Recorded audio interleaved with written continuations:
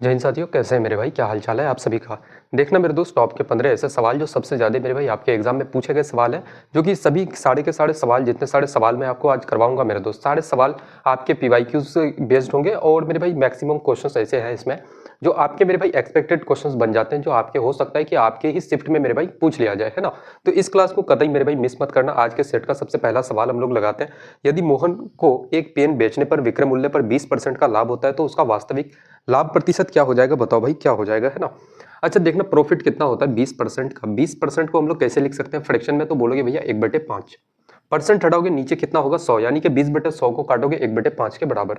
लेकिन कहा जाता है कि उसको जो लाभ होता है ना, वो उसके सेलिंग प्राइस के ऊपर में होता है, विक्रय मूल्य के ऊपर में होता है दोस्त, है ना।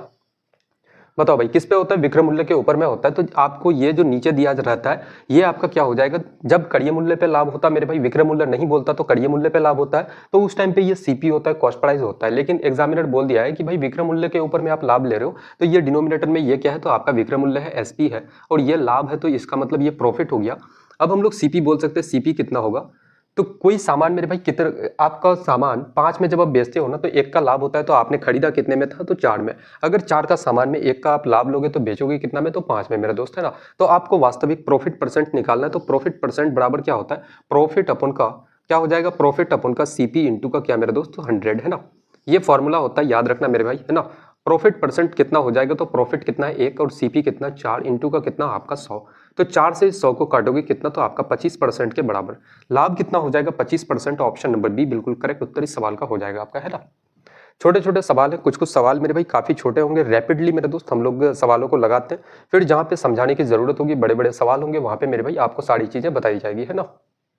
अगला सवाल देखना, क्वेश्चन कह रहा है कि 400 और 420 के बीच में स्थित अभाज्य संख्याओं की संख्या क्या होगी? सबसे पहले तो बताओ कि अभाज्य संख्या क्या होता है। प्राइम नंबर मेरे भाई क्या है? तो प्राइम नंबर एक ऐसा नंबर होता है जो केवल मेरे भाई या तो 1 से कटे या फिर वो संख्या खुद से कटे। जैसे मैं बोल सकता हूँ कि 400 और 420 है। जैसे प्राइम नंबर क्या होता है आप समझ लेना कि मेरे भाई एक तो आपका 2 होता है ना। उसके बाद कितना आपका 3 हो गया, फिर 5 हो गया, फिर 7 हो गया, फिर 11 होता है, फिर 13 होता है, और कितना 17 हो गया, 19 हो गया। तो ये सारे के सारे क्या है? प्राइम नंबर है मेरे दोस्त, है ना। अब प्राइम नंबर क्या? तो आपने समझा कि जो संख्या या तो मेरे भाई खुद से कटे या फिर 1 से कटे। तो 2 आपका खुद से कट सकता है या फिर 1 से कट सकता है। 3 आपका या तो मेरे भाई 3 से कटेगा या नहीं तो 1 से कटेगा दोस्त। तो ये सारे के सारे प्राइम नंबर होता है, और ये चलते चलते मेरे भाई चले जाता है अनंत तक, है ना। तो हम लोग यहाँ से बोल सकते हैं कि यार ये जो 2 होता है, एक सिंगल मेरे भाई प्राइम नंबर सिर्फ 2 ही एक ऐसा है जो क्या है? तो एक आपका सम संख्या, एक इवन नंबर है दोस्त, है ना। अब एग्जामिनर आपसे कहा है कि 400 और 420 के बीच में स्थित अभाज्य संख्याओं की संख्या बताओ भाई क्या हो जाएगी। तो 401 हम लोग बोल सकते हैं। सबसे पहली बात कि भाई आपका जब 2 ही एक सम संख्या होता है, सम प्राइम नंबर एक क्या होता है? 2 आपका सिर्फ केवल एक होता है मेरे दोस्त। 2 एक ऐसा प्राइम नंबर है जो क्या है? सम संख्या है। उसके अलावा कोई भी आपका एक इवन नंबर नहीं है। तो हम लोग सीधे सीधे ओड ले सकते हैं, जैसे 401 हो सकता है। अच्छा 402 हो सकता है क्या मेरे भाई? तो नहीं होगा। क्यों नहीं होगा? क्योंकि सम संख्या सिर्फ और सिर्फ आपका 2 होता है ना। बाकी सारे के सारे प्राइम नंबर क्या होते हैं? ओड होते हैं, है ना। तो हम लोग कितना ले सकते हैं? 403 ले सकते हैं। फिर कितना बोलोगे भैया? 405, 407। अभी सारी की सारी चीजें आपको क्लियर हो जाएगी, है ना। फिर आप ले लो 409। उसके बाद मेरे भाई कितना आपका? 411। फिर आपका 413। फिर आपका कितना हो जाएगा? 415। फिर आपका 400 मेरे भाई 17, और फिर कितना? 419 आपका, है ना।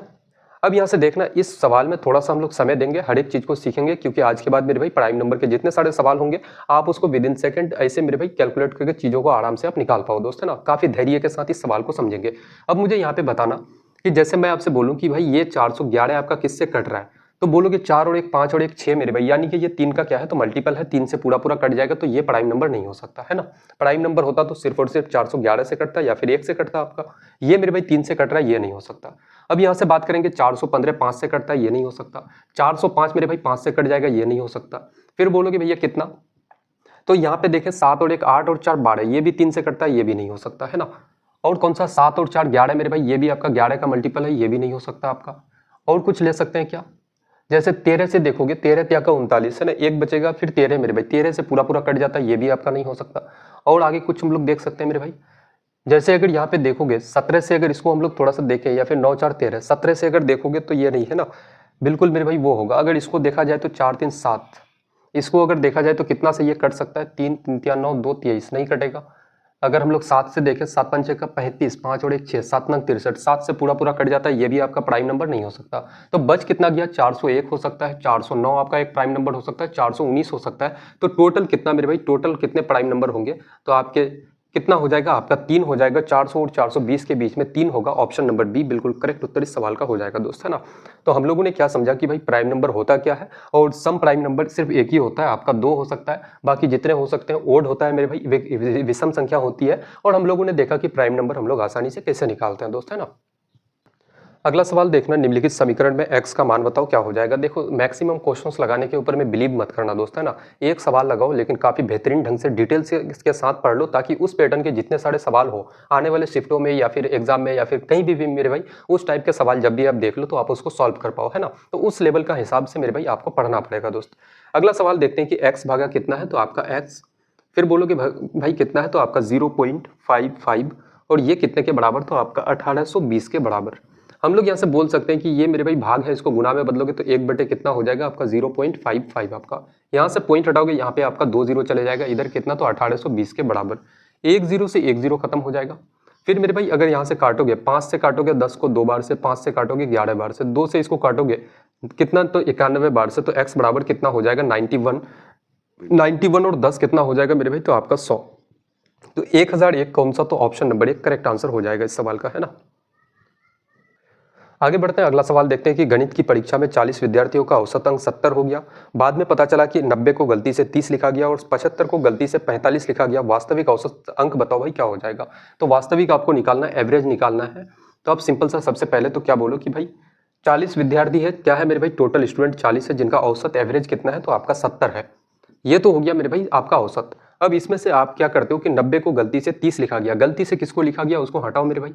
30 गलती से लिखा गया, इसको हटाओ, और सही क्या होना चाहिए, सही वाले को जोड़ दो। सही कितना होना चाहिए आपका 90। फिर आगे कंडीशन है कि भाई 75 को गलती से 45 लिखा गया, तो 45 गलती वाला है, 45 को हटाओ और 75 को आप इसमें जोड़ दो, सही वाला है। टोटल स्टूडेंट कितना है, तो टोटल स्टूडेंट आपका 40। देखो एवरेज हम लोग कैसे निकालते हैं, तो एवरेज का फॉर्मूला क्या होता है, आपका सम और बटे का मेरे भाई आपका टोटल नंबर दोस्त, है ना।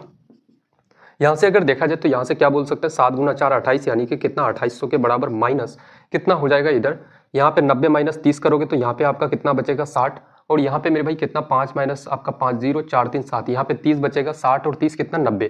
तो इसमें आप 90 को जोड़ दो, 90 जोड़ोगे कितना हो जाएगा बटे का 40, 2890 बटे कितना मेरे भाई, तो आपका 40। यहाँ से 1 0 से 1 0 खत्म, 4 से काटोगे 4 7 का 28, 4 2 8, और कितना हो जाएगा आपका 2 5, यानी कि 72.25 आपका कौन सा, तो option number A correct answer इस सवाल का हो जाएगा, है ना। देखो कैलकुलेशन स्पीड आपकी होनी चाहिए दोस्त। अगर एग्जाम में आप बैठोगे ना, कैलकुलेशन स्पीड रहेगी तो विद इन सेकंड सवालों का उत्तर आप दे सकते हो, है ना। तरीके बहुत हो जाते हैं हर एक सवाल को उड़ाने के। अगला सवाल लगाते हैं कि एक वॉशिंग मशीन की कीमत एक टीवी की कीमत से 50% कम है। सवाल को सॉल्व करते हुए चलते हैं कि एक वॉशिंग मशीन है, एक आपका टीवी है मेरे दोस्त। अगर टीवी का प्राइस आपका 100 रुपये है तो वॉशिंग मशीन 50% कम, यानी कि कितना होगा, तो 100 में 50 कम करोगे 50 रुपये, है ना। अब यहाँ पे कहा जा रहा है कि अगर वॉशिंग मशीन की कीमत में 80% की इंक्रीमेंट होती, अगर इसमें 80% बढ़ाओगे तो कितना का वैल्यू आपको निकालना है, तो इसका 180% का वैल्यू निकाल लो, है ना, क्योंकि दुनिया में हर एक चीज 100% के बराबर होता है। अगर मेरे भाई 80 उसमें बढ़ाओगे तो 180% हो जाएगा, 180 का निकाल लो, परसेंट हटाओगे 2 0 खत्म, 18 गुना 5 कितना, तो आपका 90। आगे बढ़ते हैं, आगे बोला गया है कि टीवी की कीमत में 40% कमी होती है। टीवी की कीमत में 40% कम करोगे, बचेगा कितना 60%। तो 100 का 60% निकालोगे, कितना हो जाएगा आपका 60 रुपए। तो 8 वॉशिंग मशीन और 4 टीवी की कुल कीमत में प्रतिशत परिवर्तन क्या होगा। 8 वॉशिंग मशीन कितना है 8, और टीवी कितना मेरे भाई, तो आपका 4 टीवी, तो 8 गुना यहाँ पे अगर जोड़ोगे तो पहले का यहाँ पे कॉस्ट कितना आ जाएगा, पहले आपका खर्चा कितना जा रहा था, तो 8 गुना 5 40, 400, और यहाँ पे 400, यानी कि पहले का कॉस्ट था आपका 400 रुपये। अब आपका कॉस्ट कितना होता है, तो 8 आपका वॉशिंग मशीन प्लस आपका मेरे भाई 4 टीवी कितना हो जाएगा, तो 8 गुना 9 आपका 72, यानी कि 720, और प्लस 6 गुना 4 24, यानी कि 240, 7 और 2 900, और 900 कितना मेरे भाई, तो 960 रुपये। अब आपका कॉस्ट कितना हो जाएगा 960 रुपये।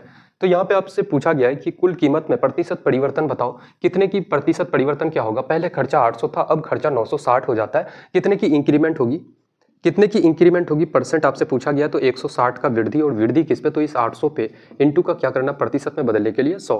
यहाँ का 2 0 खत्म, 8 से 160 को काटोगे 20% के बराबर। 20% कौन सा उत्तर होगा, तो ऑप्शन नंबर 1 करेक्ट आंसर इस सवाल का हो जाएगा, है ना। बोलोगे भैया 20% की वृद्धि हो जाएगी दोस्त।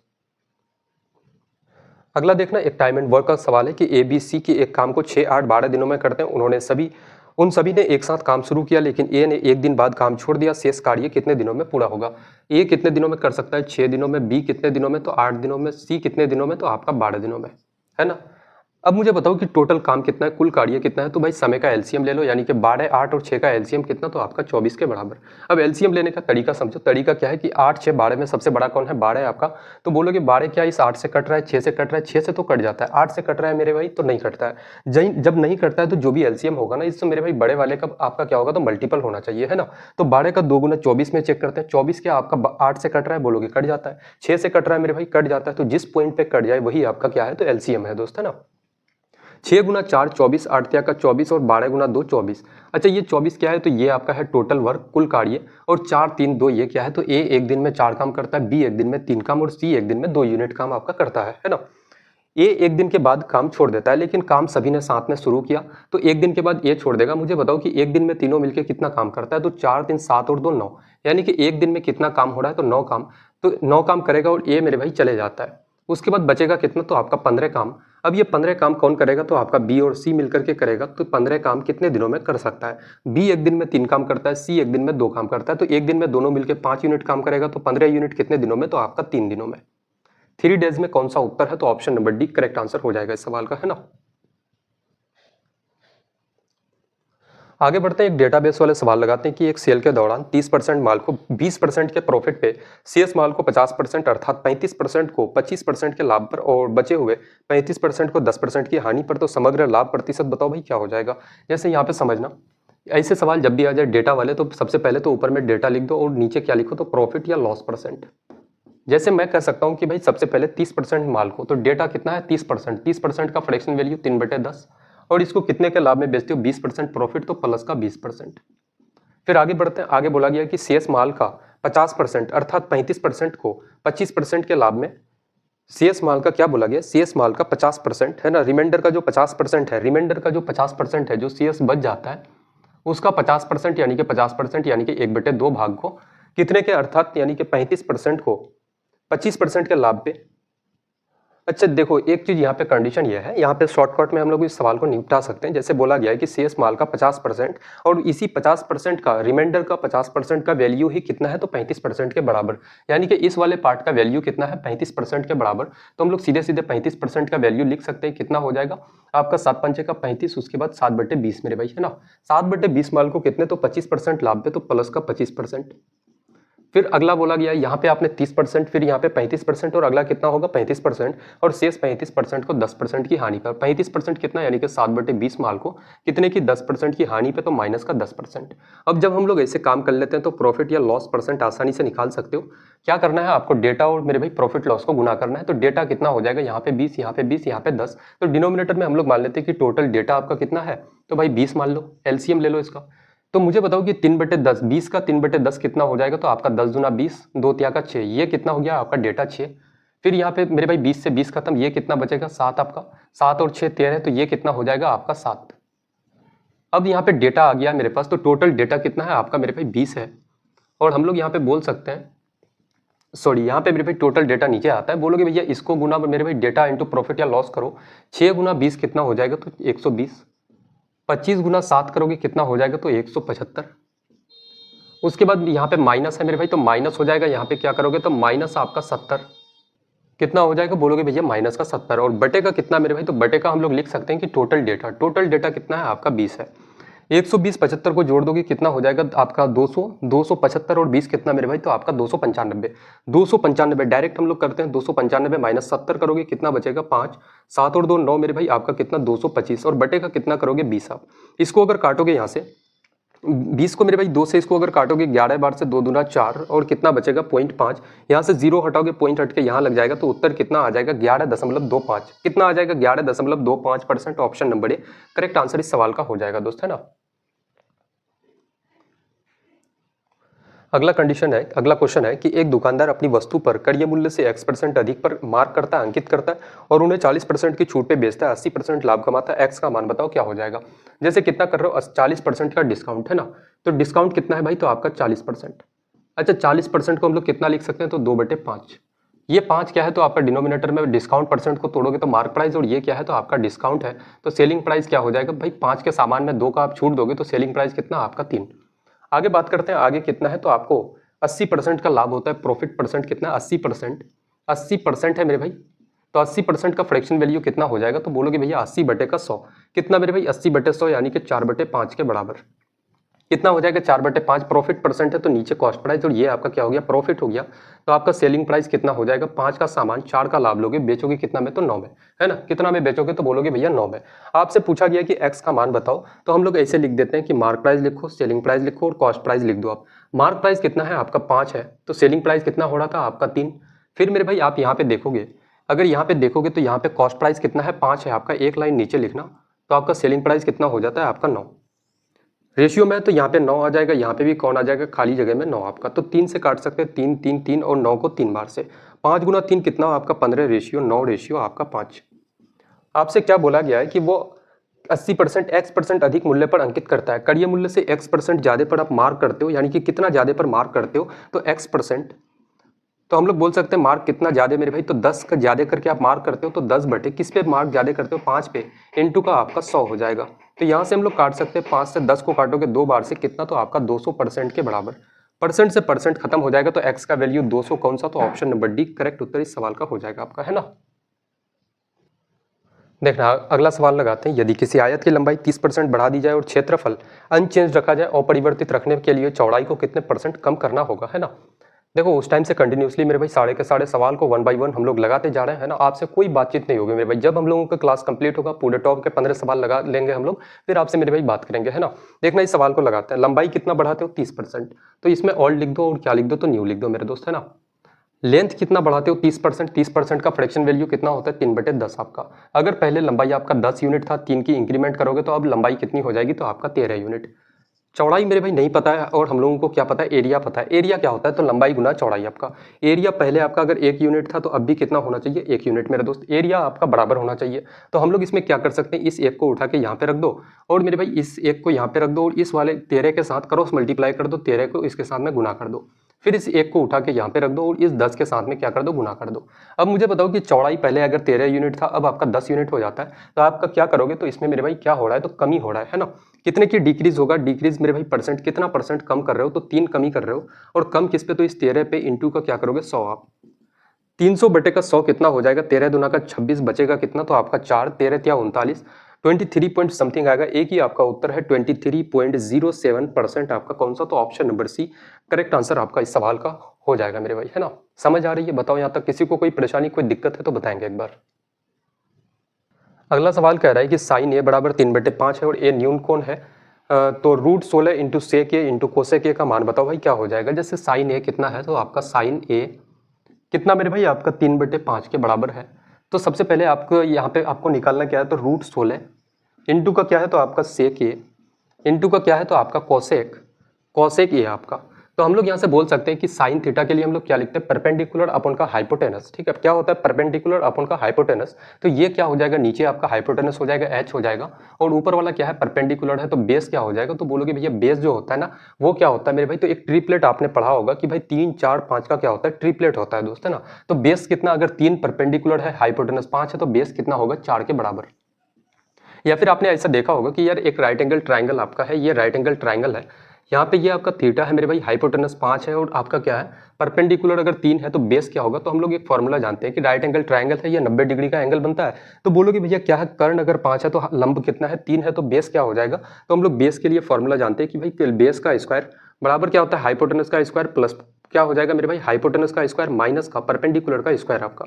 तो हाइपोटेनस का स्क्वायर कितना हो जाएगा 25, और परपेंडिकुलर का स्क्वायर यानी कि 3 का स्क्वायर 9, 25 माइनस 9 करोगे आपका कितना 16, 16 के ऊपर में यहाँ से बेस का मेरे भाई स्क्वायर आप हटाओगे तो इधर रूट लग जाएगा, तो कितना हो जाएगा 4 के बराबर, है ना।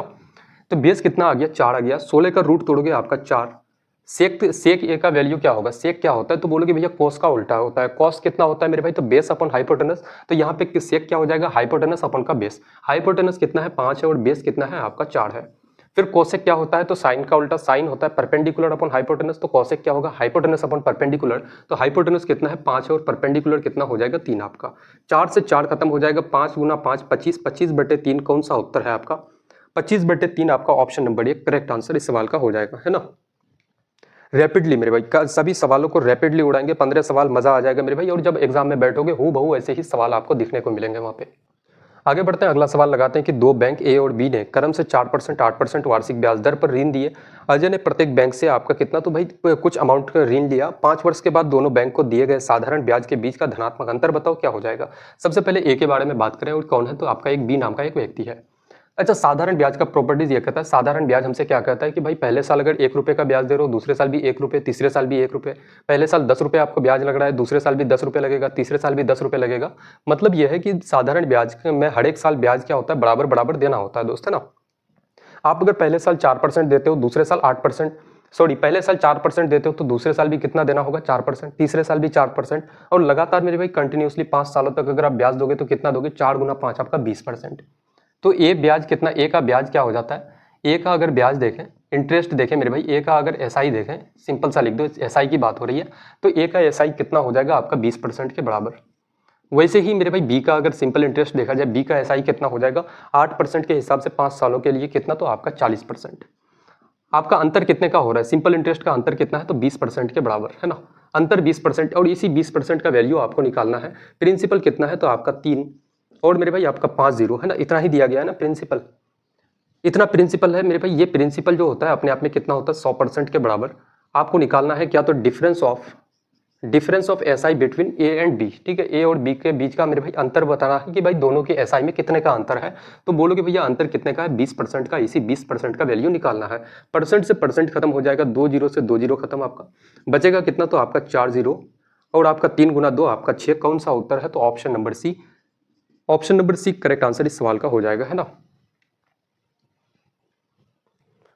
अगला सवाल देखना, अगला सवाल कह रहा है कि अरविंद अपनी आय का 80% खर्च करता है। लिखते हुए चलते हैं, जब भी इनकम वाले सवाल आ जाए इनकम लिखो, आय लिखो यानी कि मेरे भाई इनकम यानी कि आप कितना कमाते हो, एक्सपेंडिचर यानी कि खर्चा, और उसके बाद सेविंग यानी कि बचत लिख दो। 80% खर्च करते हो यानी कि मैं मानता हूँ कि 100 रुपये अगर कमाते हो, 80 रुपये खर्च कर देते हो, 80 रुपये खर्च करोगे, बचाओगे कितना, तो आप 20 रुपये। अगला कंडीशन बोला गया है कि उसके आय में 25% की इंक्रीमेंट होती है, वृद्धि होती है। इनकम अगर 25% बढ़ेगा तो कितना हो जाएगा भाई, तो 125% निकाल लो इसका। तो 100 का 125% कितना, तो 125 रुपये। फिर कहा जा रहा है कि वो अपनी आय में से 15% की वृद्धि, वो अपनी व्यय में से 15% की वृद्धि कर लेता है, खर्चे में 15% की इंक्रीमेंट होगी, तो कितना हो जाएगा, 115% का वैल्यू आप निकाल लो। तो हम लोग सीधे सीधे ऐसे बोल सकते हैं कि भाई 15% कितना हो जाएगा, तो 10% आपका 8 और 5% आपका 4, यानी कि 12 की इंक्रीमेंट होगी। 12 का इंक्रीमेंट करोगे कितना हो जाएगा, 92 आपका।